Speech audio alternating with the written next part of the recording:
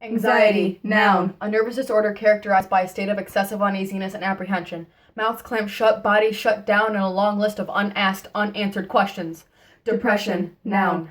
A mental condition characterized by feelings of severe inadequacy and guilt. The pit in your stomach and the voices in your head deplete your will to try.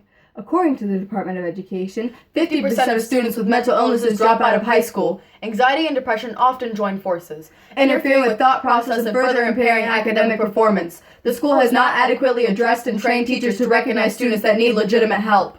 Mental and emotional obstacles prevent them from advocating for themselves, and nobody is trying to fix it. Seek first to understand, then to be understood, they say. But ours is a language not taught in school. We can't properly communicate with our teachers or our peers if we all speak different languages. Education is vital. Education leads to understanding. For students and teachers alike, ways to notice and handle anxiety and depression should be common knowledge. However, we would not be standing here if that was the case. Yes, teens are dramatic and quick to label their problems, but while some of us are confused, others of us have real problems. Teens, if you're nervous for a test, you don't have anxiety. You're nervous for a test.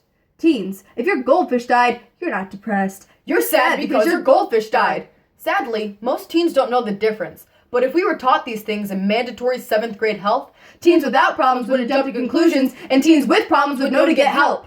Contrary to popular belief, not all will be said and done once the students are educated. We cannot, will not, and should not have to be alone in our battle with Common Core. General education teachers aren't required to know the signs of anxiety and depression. They aren't taught how to handle anxiety or panic attacks. Some go about their lives as if attacks only happen in movies. But attacks are things of nightmares that are all too real. For some people, attacks are much like a spider in your room that you can't seem to kill for good.